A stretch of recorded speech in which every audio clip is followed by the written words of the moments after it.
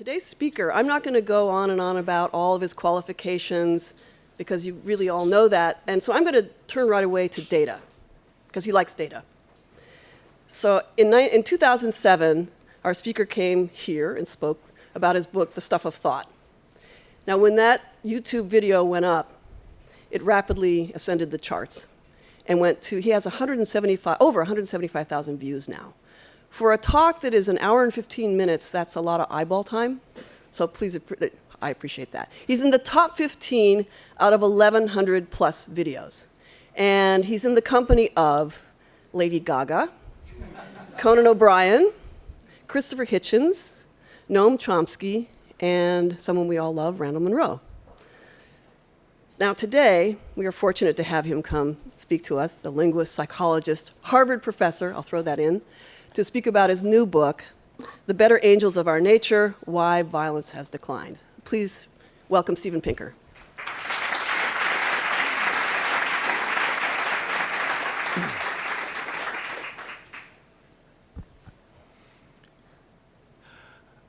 Believe it or not, and I know most people do not, violence has been in decline for long stretches of time, and we may be living in the most peaceful era in our species' existence. The decline of violence has not been steady, it has not brought violence down to zero, and it is not guaranteed to continue. But I hope to persuade you that it's a persistent historical development, visible on scales from millennia to years, from wars and genocides to the spanking of children and the treatment of animals. I'm going to walk you through 6 major historical declines of violence, identify their immediate causes in terms of particular historical events of the era, and then try to tie them together in terms of their ultimate causes, that is, general historical forces interacting with human nature. The first historical decline I call the pacification process. Until 5,000 years ago, people everywhere lived in a state of anarchy without central government. What was life like in this so-called state of nature? This is a question that thinkers have speculated on for hundreds of years. Thomas Hobbes famously said that in a state of nature, the life of man is solitary, poor, nasty, brutish, and short. A century later, Jean-Jacques Rousseau countered that nothing can be more gentle than him in his primitive state. Now, both of these men were talking through their hats. Neither of them had any idea what life was like in a state of nature. But today we can do better, because there are 2 sources of evidence about rates of violence in non-state societies. The first is forensic archaeology. You can think of this as CSI Paleolithic. Namely, what proportion of prehistoric skeletons have signs of violent trauma, such as bashed-in skulls, decapitations, arrowheads embedded in bones, or mummies found with ropes around their necks. I have found 20 estimates, and they span quite a range, but the average is 15%. That is, 15% of the people in these samples died violently. Let's compare that 15% figure to those from some more recent periods. For example, Europe and the United States in the 20th century at 0.6 of a percentage point. If we include the entire century, the entire world, and all violent deaths, including those from genocides and man-made famines, we can get the figure up to about 3%. And if we look at the world as a whole in the year 2005, the bar is less than a pixel high. It comes in at 3/100ths of a percentage point. The second source of evidence on violence in non-state societies comes from ethnographic vital statistics. The wave of government that expanded out of the first civilizations left a few pockets on Earth in which the people still lived in anarchy until recently, namely hunter-gatherers and hunter-horticulturalists, and ethnographers in many cases have tabulated the various kinds of death in those societies. Here are 27 estimates, and once again they span quite a range, but their average is 524 per 100,000 per year. That is about a half of a percentage point per year. Again, let's compare that to some figures for states, and I'll pick some notoriously violent states in their most violent periods for comparison, just to stack the deck against states. Here we have Germany in the 20th century, 2 world wars, and the figure is about 160 per 100,000 per year. Here is Russia in the 20th century, 2 world wars and a civil war at 140. Here is Japan in the 20th century, a world war that ended with 2 nuclear strikes at about 40. Here's the United States in the 20th century, 2 world wars and half a dozen other foreign wars, less than 4 per 100,000 per year. Here's the world as a whole in the 20th century, again throwing in all of the genocides and man-made famines and indirect deaths from war, and it comes up to about 60 per 100,000 per year. And here is the world in the year 2005, less than a pixel high, with a rate of about 3/10 of a battle death per 100,000 per year. So when it comes to life in a state of nature, not to put too fine a point on it, but Hobbes was right, Rousseau was wrong.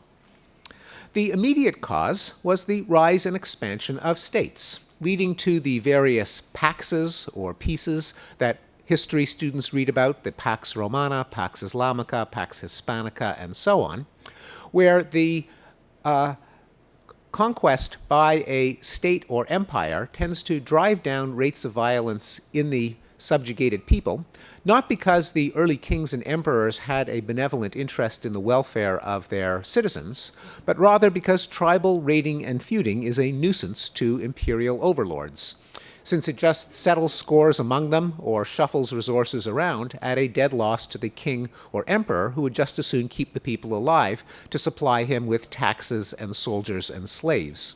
So just as a farmer has an incentive to prevent his cattle from killing each other, so a king or emperor has an interest in stamping out the nuisance of tribal raiding and feuding. The second historical decline of violence can be illustrated by this woodcut showing a day in the life of the Middle Ages. The process that brought this under control, for reasons that will soon become clear, has been called the civilizing process. In many parts of Europe, homicide statistics go back literally hundreds of years, and historical criminologists have plotted them over time. Here we have a plot of a number of estimates of homicide in England from the year 1200 to the present, plotted on a logarithmic scale from 1/10 of a homicide per 100,000 per year to 1 to 10 to 100. As you can see, there is a dramatic decline over the centuries, so that a contemporary Englishman has approximately 1/35 the chance of being murdered as his medieval ancestor. This process unfolded not just in England, but in every European country for which we have data. This graph shows Italy, the Netherlands, Germany, Switzerland, and Scandinavia. Here we have the average of those regions, and for the sake of comparison, I've also plotted the 524 per 100,000 per year from non-state societies. This gap is what I call the pacification process. This subsequent decline I'm calling the civilizing process. The name comes from a classic book by the German sociologist Norbert Elias, who argued that in the transition from Middle Ages to modernity, Europe underwent a consolidation of central states and kingdoms out of the patchwork of baronies and principalities and duchies. With it, criminal justice was nationalized, and the constant feuding among the warlords of the era, otherwise known as knights, gave way to the king's justice. At the same time, there was a growing infrastructure of commerce. There were financial instruments such as money and contracts that could be recognized within the borders of the newly consolidated states, and there were advances in the technology of trade, better roads and carts and instruments of timekeeping, which shifted the incentive structure from zero-sum plunder to positive-sum trade, a point that I will return to. The third historical decline of violence can be illustrated by considering some of the ways in which the early kingdoms enforced law and order within their boundaries. Punishments such as breaking on the wheel, burning at the stake, clawing, sawing in half, and impalement. But in a process that's been called the humanitarian revolution, these brutal, sadistic forms of corporal punishment were abolished. They were abolished within a fairly narrow window centered in the second half of the 18th century. Here we have a timeline from 1650 to 1850 showing a number of major states of the era that abolished cruel physical punishments, including the United States with its famous prohibition of cruel and unusual punishment in the Eighth Amendment to the Constitution. Also abolished during this period was the profligate application of the death penalty for non-lethal crimes. 18th century England had 222 capital offenses on the books, including poaching, counterfeiting, robbing a rabbit warren, being in the company of gypsies, and strong evidence of malice in a child 7 to 14 years of age. The death penalty was not just in the law books, but was exuberantly applied. Samuel Johnson writes of a 7-year-old girl who was hanged for stealing a petticoat. By 1861, the number of capital crimes had been reduced to 4. Likewise, in the United States in the 17th and 18th centuries, the death penalty was prescribed and used for theft, sodomy, bestiality, adultery, witchcraft, concealing birth, slave revolt, and counterfeiting. Here we have a graph that extends from 1650 to the year 2000, showing the percentage of American executions for crimes other than murder. In the colonial and early federal period, a majority of the executions were for non-lethal crimes. In recent years, the only crime other than murder that has been punished by death is conspiracy to commit murder. The death penalty itself, of course, has been abolished throughout the Western world, except in the United States. This timeline shows that just about every European country has abolished capital punishment. Most of the abolitions have taken place in the last 60 years or so. But well before that, European countries lost their taste for executing people. The blue line shows the number of European countries that actually execute people, whether or not they have capital punishment on the books. And you can see that there's been a steady erosion of the application of the death penalty before it was stricken from the law books. Now, the United States is famously an outlier, or I should say that 34 of the 50 states are outliers because 16 have abolished it, a number that has increased by 5 in just the last decade. But even in the United States, the death penalty is a shadow of its former self. Here we have a graph from 1625 to 2000 showing the number of American executions per capita. The graph shows that the execution rate has plunged. Today, for all its notoriety, the death penalty is applied approximately 45 times a year in a country that has almost 17,000 homicides. Also abolished during the humanitarian revolution were witch hunts, religious persecution, such as burning heretics at the stake, dueling, blood sports, debtors' prisons, and perhaps most famously, slavery. Slavery used to be legal everywhere on earth, as you can see in the number of states that abolished slavery in 1600. But in a process that began in the second half of the 18th century, it was targeted for elimination in country after country, a process that reached its completion in 1980 when the last spot on earth, Mauritania, finally abolished slavery. And so for the first time in history, slavery is now illegal everywhere on earth. What were the immediate causes of the humanitarian revolution? One might guess that it was due to affluence, perhaps as people's lives become longer and more pleasant, they put a higher value on their own lives, and by extension on life in general. Unfortunately, the timing doesn't work. If you look at per capita income in England, you see that it really only took off with the advent of the Industrial Revolution in the 19th century. Prior to that, income was pretty much flat, barely above the level of the Middle Ages. Yet these humanitarian reforms were concentrated in the 18th century. A more likely hypothesis is that it was a gift of printing and literacy. The only technology to have shown an increase in productivity prior to the Industrial Revolution was book production. This graph from 1500 to 1850 shows that efficiency in book production went up by a factor of 25 prior to the 18th century. the technology was put into use, and there was an exponential increase in the number of books published per decade in England in the 18th century, kind of an early version of Moore's Law, I suppose. And not surprisingly, there were more people who could read these books. In the 18th century, for the first time, a majority of Englishmen were literate. Why should literacy matter? Well, there's a reason that we also call this era the Enlightenment. Namely, with widespread literacy, knowledge began to replace superstition and ignorance. If a large percentage of the population is disabused of certain notions, such as that Jews poison wells, heretics go to hell, witches cause crop failures, children are possessed by the devil, Africans are brutish, and so on, that will undermine many rationales for institutionalized violence. As Voltaire said in this era, those who can make you believe absurdities can make you commit atrocities. Also, literacy is a technology of cosmopolitanism, of exposing people to new ideas and ways of life and perspectives.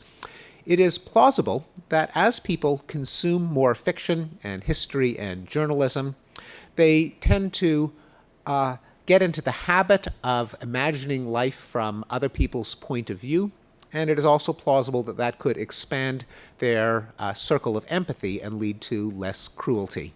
That is, if you habitually try to imagine what life was like from other people's points of view, perhaps you take a little less pleasure in watching them being burned to death.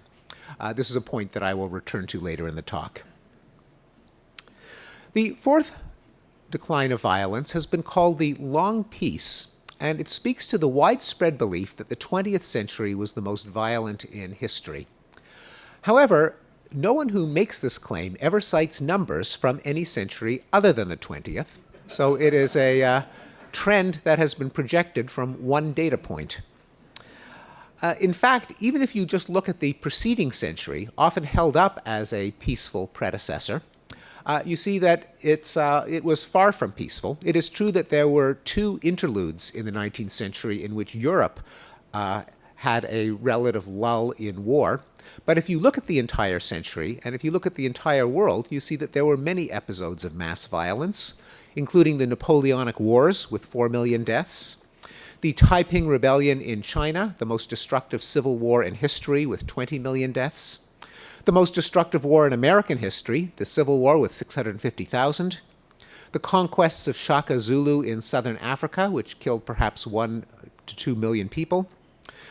I don't want to leave any continent out, so here's one from South America. The War of the Triple Alliance killed perhaps 60% of the population of Paraguay, which might make it the most destructive war between countries in history, proportionally speaking.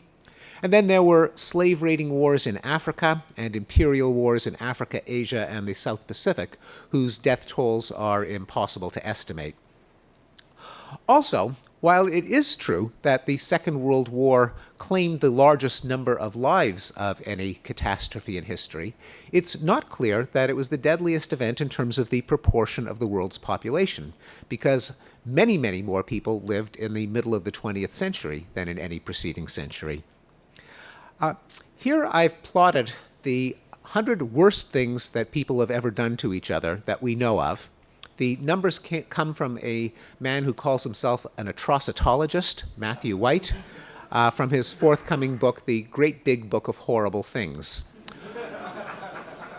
I've taken White's estimated death tolls and scaled them by the population of the world at the time.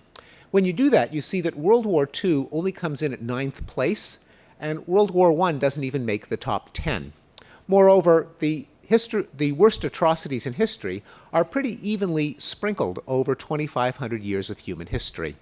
Now, of course, you can't help but notice that there also is a funnel of data points as you get closer to the present in the last 500 years.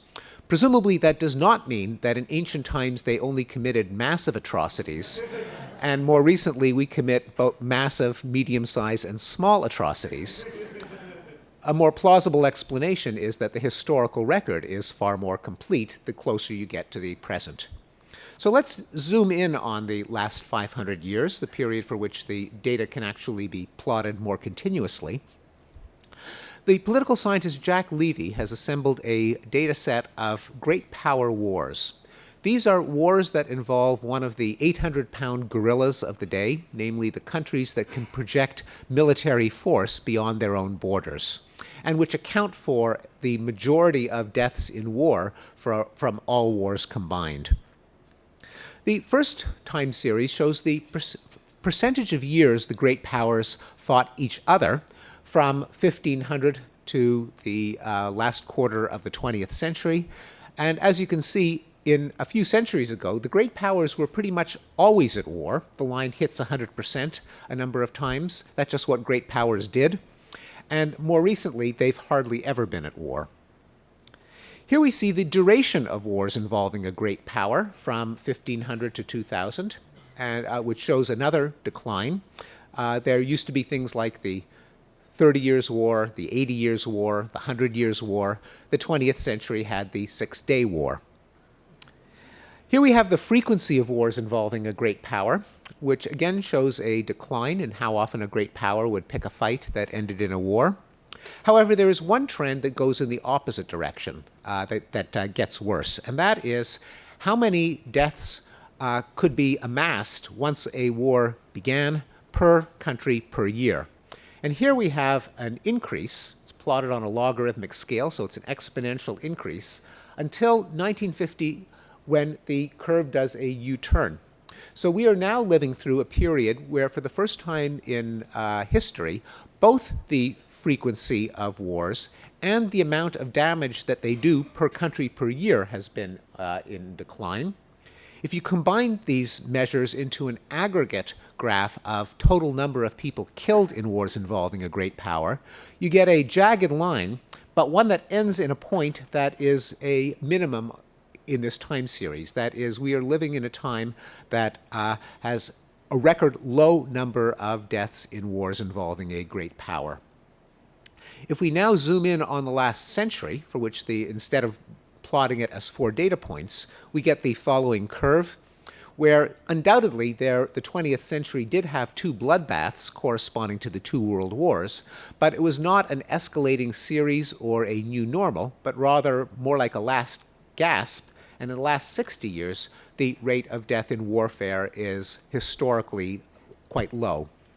This is the period that has been called the long peace, the fact that since 1946 there's been a historically unprecedented decline in war between countries, that is, interstate wars. There were 0 wars between the 2 biggest great powers, the so-called superpowers, the US and the Soviet Union, contrary to all predictions by the experts of the era, as those of us who lived through the era recall. No nuclear weapon has been used since Nagasaki, again, contrary to every expert prediction. There have been no wars between the great powers since the end of the Korean War in 1953. No wars between Western European countries, a fact that almost seems boring and banal, like who would ever expect, say, France and Germany to fight a war? Needless to say, this is a historically unusual state of affairs.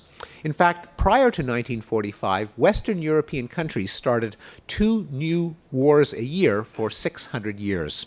That went down to 0.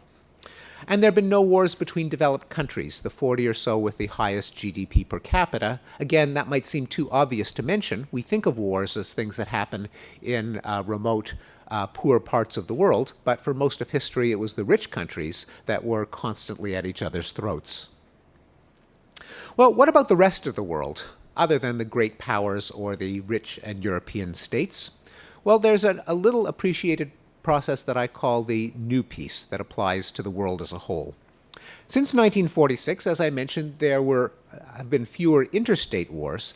There have, however, been more civil wars, as newly independent states with inept governments fought off insurgent movements in civil wars, with both sides armed, financed, and egged on by the Cold War superpowers. Let me just show you that time series. I'll show it as a stacked layer graph where the thickness of each layer corresponds to the number of wars.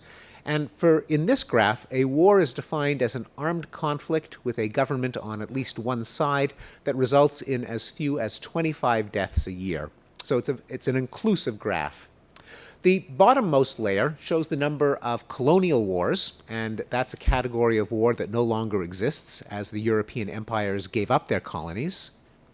Here we have the number of interstate wars, a government on each side, and those have been tapering off. Here, however, we see the number of civil wars, both the number of pure civil wars and the number of internationalized civil wars where some foreign power has butted in on this, to prop up the government against an insurgent movement. But notice two things. First of all, even the number of civil wars reached a peak in the early 1990s, and with the end of the Cold War has begun to fall. But also, the crucial question is, which wars kill more people? The many civil wars that the world has seen recently, or the small number of interstate wars that have been tapering off? This graph shows that how much damage an interstate war has done per war per year, plotted decade by decade, and it shows that the deadliness of interstate wars has been in steady decline. Here we have the amount of damage done by internationalized civil wars and pure civil wars, and we see that civil wars of the recent decades are far less destructive than the interstate wars of earlier decades. So if you now aggregate the total number of deaths from all wars combined, you get a pattern as follows. Again, I'll show it as a stacked layer graph. Here we have the rate of death from colonial wars, which has petered out to zero. The number of deaths from interstate wars, which has followed a jagged, bumpy, but yet downward trajectory, with peaks corresponding to the Korean War, the Vietnam War, and the Iran-Iraq War. And here we have the pure civil wars and the internationalized civil wars. And you can see that despite their number, the limited damage they do results in an overall trend that is bumpy but unmistakably downward. Here we are in the last few years of the first decade of the 21st century with a thin laminate showing that the world has recently had a remarkably low rate of death in warfare. So the dream of the 1960s folk singers is starting to come true, namely the world has almost put an end to war. Well, what about genocide? It's often claimed that more people in the 20th century died from genocide than from war. In fact, the 20th century has been called the age of genocide. However, once again, this is a trend based on one point, and historians who look at genocide through the ages unanimously reject the idea that the 20th century was the age of genocide. I'll read to you from page 1 from Kurt Jonassen and Fred Chalk's The History of Genocide. Genocide, they note, has been practiced in all regions of the world and during all periods in history. We know that in ancient times, empires have disappeared and that cities were destroyed, but we do not know what happened to the bulk of the populations involved in these events. Their fate was simply too unimportant. When they were mentioned at all, they were usually lumped together with the herds of oxen, sheep, and other livestock. Looking at the available evidence from antiquity, one might develop a hypothesis that most wars at the time were genocidal in character. What do they have in mind? Well, just think of the Old Testament, which has a genocide every few pages, commanded, by the way, by God. And so the Amalekites, Amorites, Canaanites, Hivites, Hittites, and so on were put to the edge of the sword, every last man, woman, and child massacred. Now, I don't believe that these events actually took place, and archaeologists can find no evidence of them, but they do record a common practice of the time and a common attitude of the time, namely there's nothing particularly wrong with genocide as long as it doesn't happen to you. More historically plausible are the massacres by the Athenians in Melos, the Romans in Carthage, the Mongol invasions, the Crusades, the European wars of religion, and the colonization of the Americas, Africa, and Australia. Well, what about the 20th century? This is a period in which we can at least roughly trace out a timeline. do the genocides in Bosnia and Rwanda prove that the world learned nothing from the Holocaust, as is often claimed, and that nothing has changed? Well, here we have a couple of time series on deaths from genocide in the 20th century, and it is undoubtedly true that there was a horrific spike of bloodletting in the middle decades of the 20th century. Nonetheless, this was not a new normal. It is not the case that nothing has changed since then, and the rate of death of genocide has gone bumpily downward, and in the last decade is in fact at a low for the century. What were the immediate causes of the long peace and the new peace? Three possibilities were put forward by Immanuel Kant more than 200 years ago in his essay Perpetual Peace, where he argued that democracy, trade, and an international community were all forces that would disincentivize nations from warring with each other. More recently, Bruce Russett and John O'Neill have tested Kant's theory in a large regression analysis, have found that all three of these factors increased in the second half of the 20th century, and all of them are statistical predictors of peace, holding all else constant.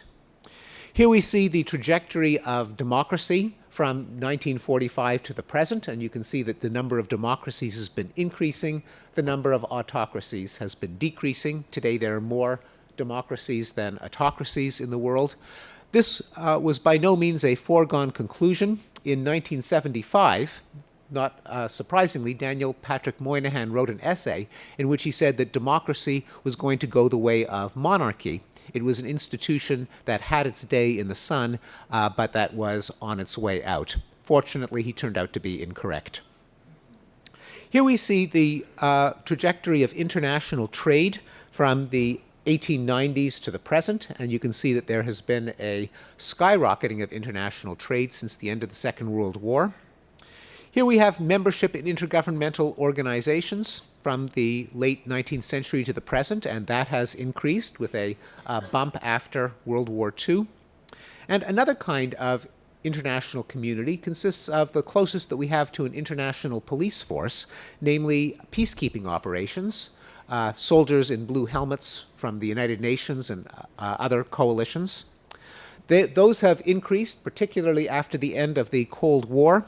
But more important than the number of missions is the number of soldiers deployed to get in between warring parties. And other investigations have shown that although peacekeeping missions don't always keep the peace, and we can all think of some spectacular failures, statistically, they do keep the peace far more often than when the two sides are left to fight it out to the bitter end. The final decline of violence that I discuss, I call the rights revolutions. The targeting of violence on smaller scales directed against vulnerable sectors of the population, such as racial minorities, women, children, homosexuals, and animals. The civil rights movement eliminated the practice of lynching, which used to take place in the late 19th century at a rate of 150 a year. By 1950, that had gone down to 0. More recently, it has taken aims at the hate crime murders of blacks, which were never very plentiful. They were about 5 per year when the FBI first started recording them. They have now fallen to 1 per year. The number of non-lethal hate crimes against blacks, such as intimidation and assault, have gone down since the FBI first started recording them. And the kind of racist attitudes that could erupt in violence against racial minorities has been in steady decline. This graph shows the percentage of white Americans that agree with the statement that black and white students should go to separate schools from 1940 to the present, or that say that they would move out if a black family moved in next door. The responses now are in the range of crank opinion, and the questions are no longer asked on the surveys because the answers are considered to be noise, indistinguishable from zero. This is a worldwide trend. Here we have a graph showing the number of countries that discriminate against ethnic minorities with various kinds of Jim Crow or apartheid laws. That has been in steady decline since 1950. The blue line shows countries that have done the opposite, that have bent over backwards to remediate the effects of past discrimination with affirmative action policies. And now we have more countries with affirmative action policies than with discriminatory policies.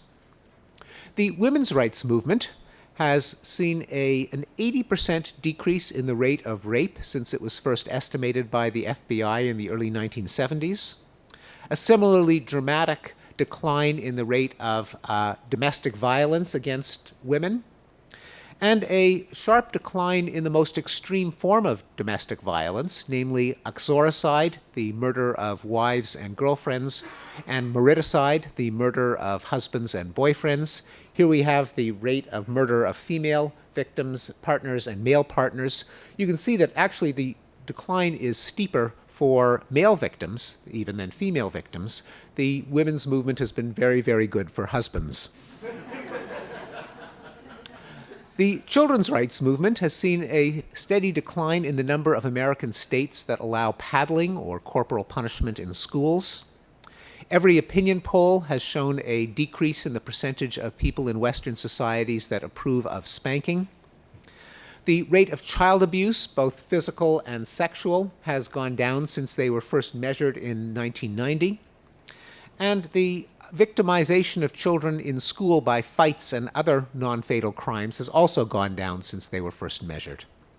The gay rights movement has seen an increase in the number of states that have decriminalized homosexuality, both nation states worldwide and states within the United States of America. It is now at 100% following a Supreme Court ruling. Every opinion poll has shown that anti-gay attitudes have been in decline, such as whether homosexuality is morally wrong or should be made illegal. And hate crime intimidations have been in decline since the FBI first started measuring them. Finally, the animal rights movement has seen a decline in hunting, an increase in vegetarianism, both in the UK and in the US, and a sharp decline in the number of motion pictures in which animals were harmed. Well, now we face the question, why has violence declined on so many scales of time and magnitude? Well, one possibility is that human nature itself has changed, and that somehow all of our taste for violence has literally been bred out of us. I consider this hypothesis to be unlikely. For one thing, our children still seem to be plenty violent. 2-year-olds, a large number of 2-year-olds kick, bite, and hit. Little boys in all cultures play fight. Grown-up little boys and little girls continue to take great pleasure in vicarious violence, such as murder mysteries, Greek tragedies, Shakespearean dramas, video games, hockey, and movies starring a certain ex-governor of California. And we all seem to be prone to homicidal fantasies. Social psychologists have asked their subjects the following question: have you ever fantasized about killing someone you don't like? Say, someone who has stolen your girlfriend or boyfriend, or someone who's humiliated you in public. The results are that about 15% of women and more than a third of men frequently think about killing people they don't like. And more than 60% of women and 3/4 of men, at least occasionally, fantasize about killing people they don't like.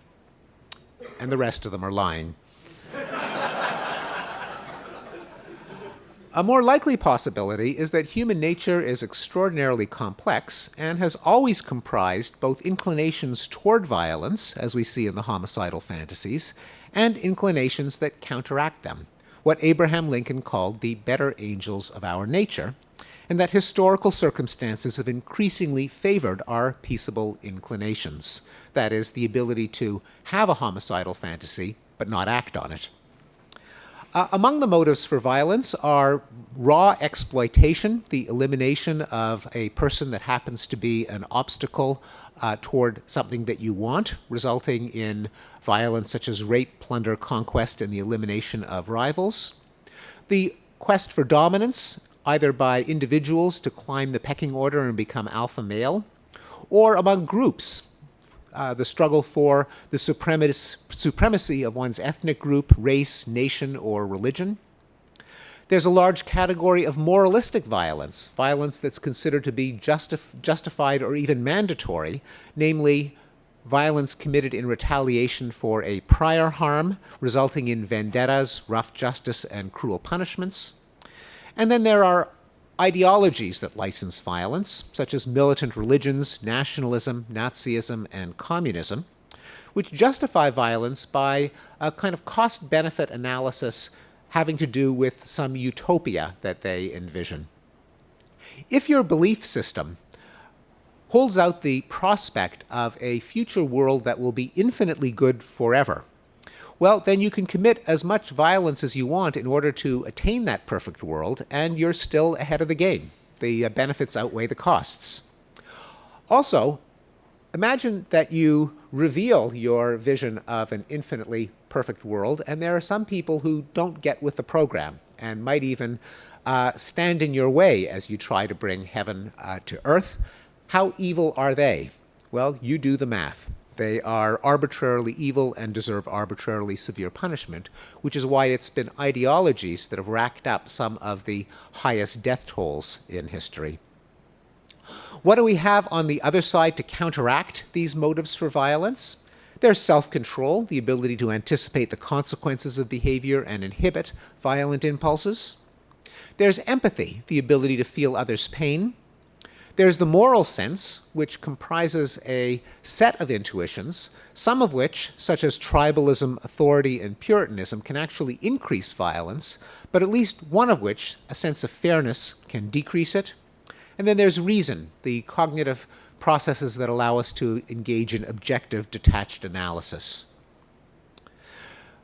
The key question, then, is which historical developments bring out our better angels and stay our hand before they can allow us to engage in bloodshed? One possibility is that Hobbes got it right when he called for a leviathan, a state and justice system with a monopoly on the use of violence, which can bring about peace, first of all, by eliminating the incentives for exploitative attack, by punishing any aggressor and canceling out his anticipated gain. That can quiet everyone down because not only are you deterred from aggression, but you know that your neighbors are deterred from aggressing against you, and so you don't have to maintain a belligerent stance. You don't have to contemplate preemptive attack to do it to them before they do it to you. You don't have to have a hair trigger for retaliation to deter others. And it circumvents self-serving biases by which both sides always believe that their opponent's attacks are unprovoked aggression, whereas their own attacks are justified retaliation. When you have two parties both intoxicated by these self-serving illusions, that can stoke cycles of revenge and blood feud, which the Leviathan can nip in the bud. Some historical evidence comes from the pacifying and civilizing effects of states that I mentioned at the outset of the talk, and the fact that you can watch this movie run in reverse when government retreats and leaves zones of anarchy, such as the American Wild West, where the cliche of the old cowboy movies was that the nearest sheriff is 200 miles away, so you have to defend yourself with your six-shooter. In failed states, in collapsed empires, and in mafias and street gangs which deal in contraband and so can't avail themselves of the dispute resolution apparatus of the state. If you've been cheated in a drug deal, it's not as if you can file a lawsuit, or if you feel nervous, you can't call 911. And so dealers in contraband operating in these economic zones of anarchy have to defend their interests with the credible threat of violence. A second pacifying force is the concept of gentle commerce. The idea that plunder is a zero-sum game. The plunderer's gain is the vanquished's loss, whereas trade is a positive-sum game, one in which everyone can win. And that as over the centuries, technology improves to allow the trade of goods and ideas over longer distances, among larger groups of people, and at lower cost, more and more of the rest of the world becomes more valuable alive than dead. Much has been written about the rivalry between the United States and China for global economic supremacy. Nonetheless, I think it's unlikely that the two countries will go to war. Among other things, they make all our stuff, and we owe them too much money. Some historical evidence comes from statistical studies, a number of regressions that show that countries with open economies and a greater dependence on international trade, holding all else constant, get embroiled in fewer wars, host fewer civil wars, and are racked by fewer genocides. A third possibility has been called the expanding circle, the idea that evolution bequeathed us with a sense of empathy, but unfortunately, by default, we apply it only to a narrow circle of good friends, close relatives, and cute, warm, fuzzy little things. But over history, one can see the circle of empathy expanding to embrace the village, the clan, the tribe, the nation, other races, both sexes, children, and eventually other species. It's not a coincidence that the author of the book called The Expanding Circle, Peter Singer, was also the author of the book Animal Liberation. They are both versions of the same idea. This just begs the question of what expanded the circle, and the technologies of cosmopolitanism that I mentioned earlier are a plausible cause, that namely the increased consumption of history, literature, and journalism. And indeed, a number of laboratory studies have shown that if you get someone to adopt the perspective of a real or fictitious person by reading a first-person account, then you become more sympathetic not just to that individual, but to the category of people that that individual represents. Some historical evidence comes from the fact that the humanitarian revolution of the 18th century was preceded by the so-called Republic of Letters, the exchange of information via print. The second half of the 20th century, which had the long peace and the rights revolutions, occurred in the electronic global village. And though it's too soon to tell what's going to happen in the 21st century, if the color revolutions and Arab Spring end up successful, it's long been noted that they were fostered by the rise of the internet and social media. Finally, there's the escalator of reason, the possibility that the expansion of literacy, education, and public discourse encouraged people to think more abstractly and more universally.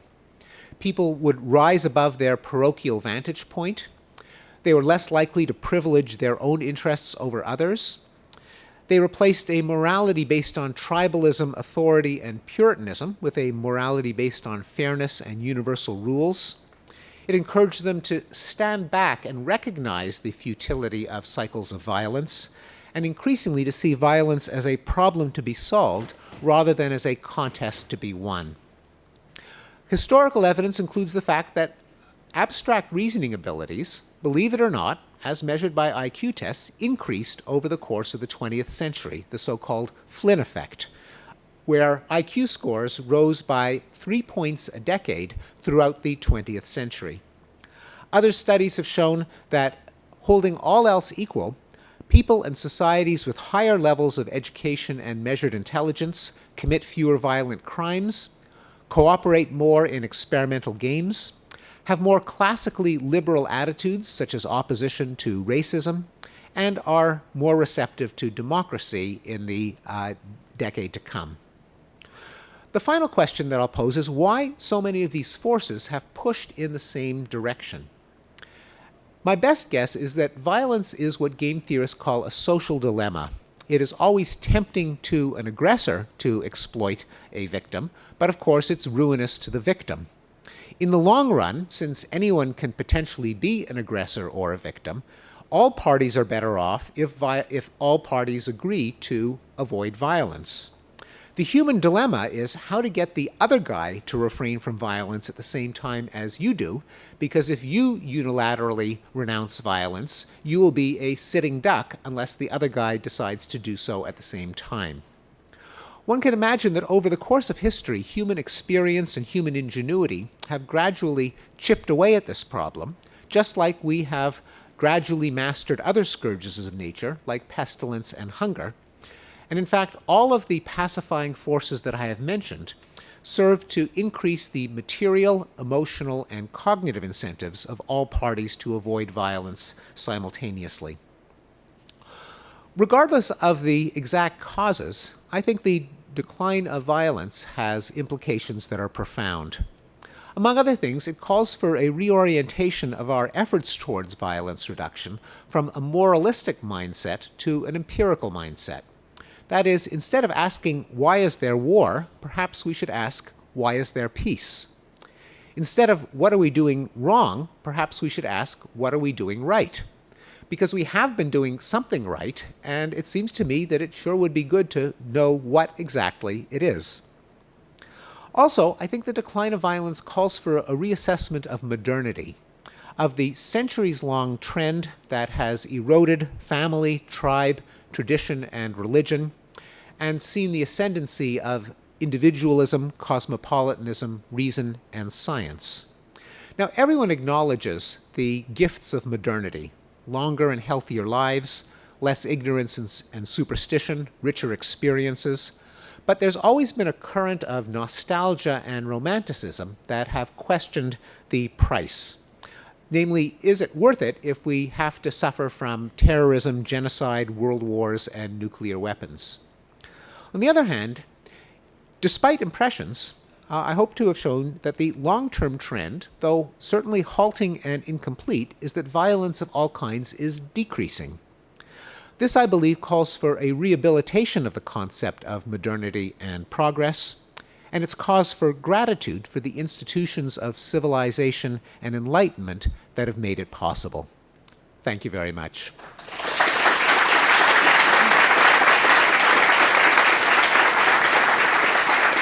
Thank you. Thanks very much.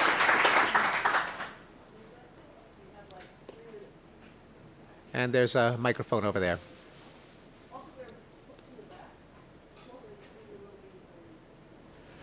Thank you for coming. I found your book very interesting, how you look at things that they did in the past, like slavery and recreational cat burning, that we just think is unthinkable. Yeah. But 100 years from now, what do we do now that they're going to look back and say, how could we possibly have done that? Yes. It's quite possible that our treatment of animals in factory farms will fall under that category. I think it's hard to predict. Some people might argue that our tolerance of poverty in the developing world, the bottom billion, could fall into that category. Depending on what happens, they might consider the indifference to the state of the environment and its effects on future generations. Those are three possibilities. What we're seeing now, by the way, catching it in the act of something that was formerly unexceptionable, now becoming unthinkable, is bullying in the schoolyard, which used to just be part of childhood. Boys will be boys. All of a sudden, that shifted into the category of intolerable primitive violence. Thank you. I was wondering what you think of the role of religion across history, since many of the beliefs at the core of religion seem to be quite peaceful and represent all these values that we value, and yet they've been around a very long time and by your own statistics don't seem to show much of a correlation to anything. No, well, most values of most religions are not at all peaceable. They include the toxic notion of the immortality of the soul, which means that if you kill someone, you've just sent them off to a better world. It's just a rite of passage, like a bar mitzvah or a midlife crisis. If you believe that this is the only life we have, I think that increases the value of life. Also, religions, because the religions that hold out the prospect of a future utopia, a messianic age, a kingdom of heaven on earth, often write into their chronology one last spasm of violence that brings about a perfect world and justifies violence committed as a means to that end. Religions have also sanctified authority so that the defiance of an ecclesiastical hierarchy is considered a heinous crime, hence the burning of heretics. It has licensed the maltreatment of animals, which in the Judeo-Christian tradition were put on earth for the benefit of humans. It's licensed the beating of children, since they're possessed by the devil or subject to original sin and have to have the devil literally beaten out of them. To say nothing of the treatment of homosexuality and other kinds of punishment of violations of standards of purity, sexual dress, food, and so on. So, and it's not surprising that religions have been responsible for some of the worst bloodlettings in history, such as the Crusades, the European Wars of Religion, the Taiping Rebellion in China was religiously motivated. Now, this isn't to say that religions are always bad. There have been some periods in history when some religions have done good. There was the Quaker movement, which was both pacifist and abolitionist, although they were a little late to the party because 100 years before there were already briefs against slavery by John Locke and others. And of course, the opponents of the abolitionist movement were themselves religious, and there were plenty of preachers who defended slavery, but at least that religion at that time in history can be credited with having done some good. And there are some other examples as well. So I would say that Christopher Hitchens made an overstatement when he said that religion poisons everything. That's going too far, but I think it has poisoned a lot of things. So your main metric for measuring violence was deaths. The medical field has grown a lot over the centuries. So what was a death in the 17th century is just an injury now. Can you say something about the correlation between the growth in the medical field and the reduction in violence or deaths? I think that the advance in medicine has accounted for some small part of the decline in certain sectors, like number of American soldiers who have died in war. But I don't think it's been a major factor, partly because until the 20th century, most doctors were quacks who killed as many people as they saved. And also, there were many forms of violence where there's just no medical treatment was completely irrelevant. Capital punishment, the whole point is you kill the person. It doesn't matter how well the doctors are at saving someone who's been swinging from a noose. Sieges in warfare, the doctors couldn't get in no matter what you did. Massive bombing like Dresden and Hiroshima, medical care might help a little bit at the margins, but for someone who's been vaporized, medical care is kind of beside the point. And other cases where whatever life-saving care may have been available, they were kept away.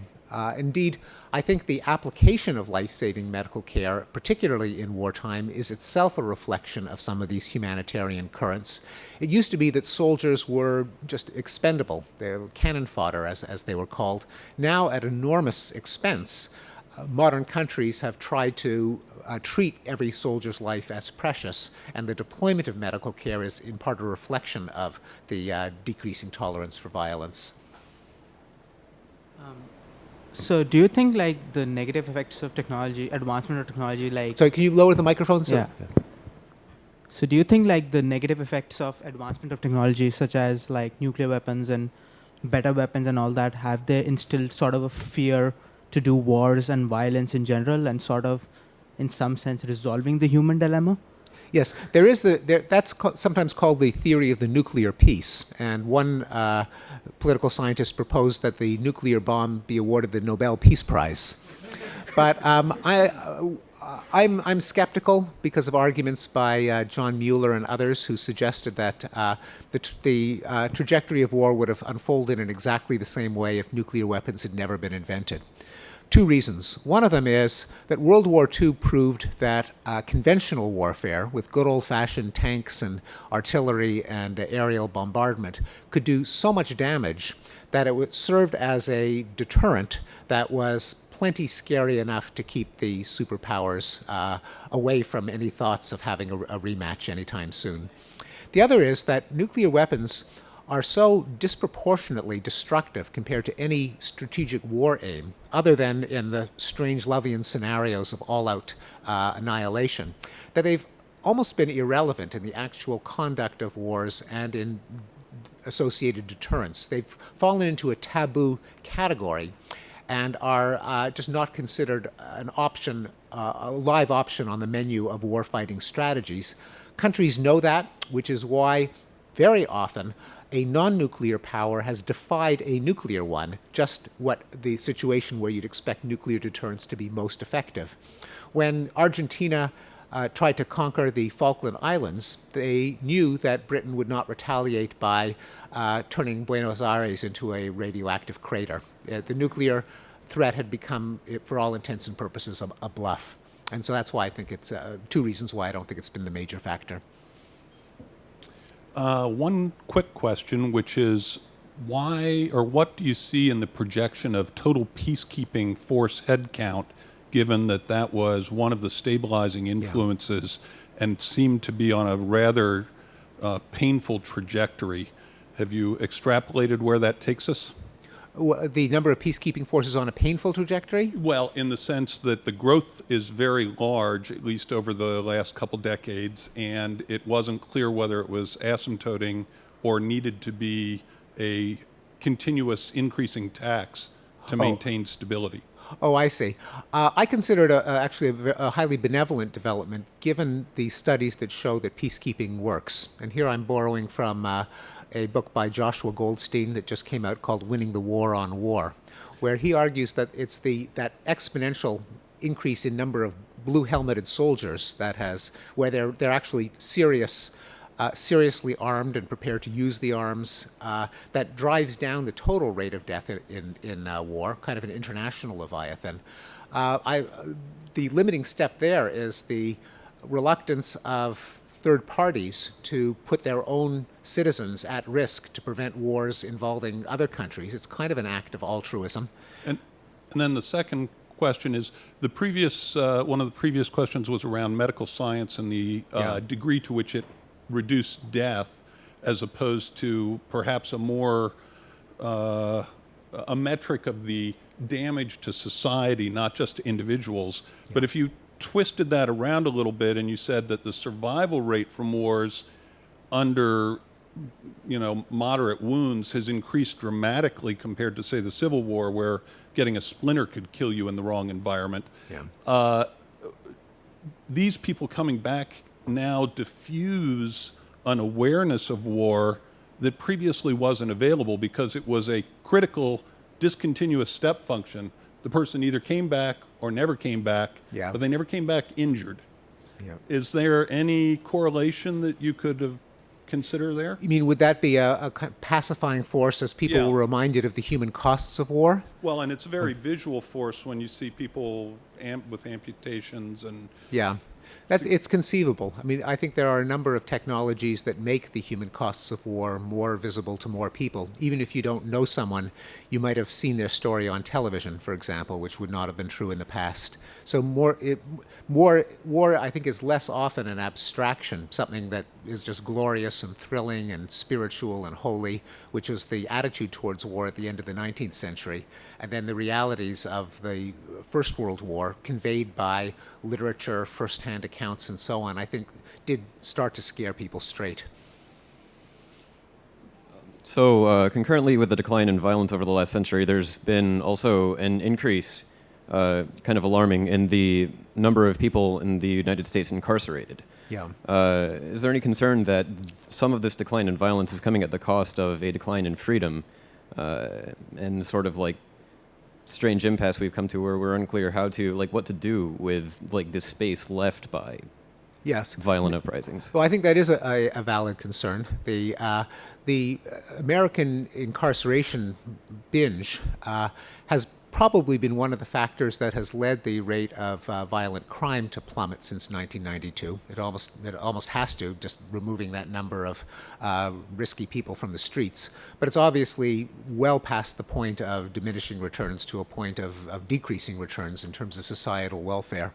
So yes, I think that is a major concern. It's one of several areas, by the way, in which the United States is a misleading example of what's happening to the Western world, that in many regards the United States is not on the cutting edge of the reduction of violence, but kind of pulling up the middle. Thanks, Stephen, for coming. It was a great talk. Thanks very much.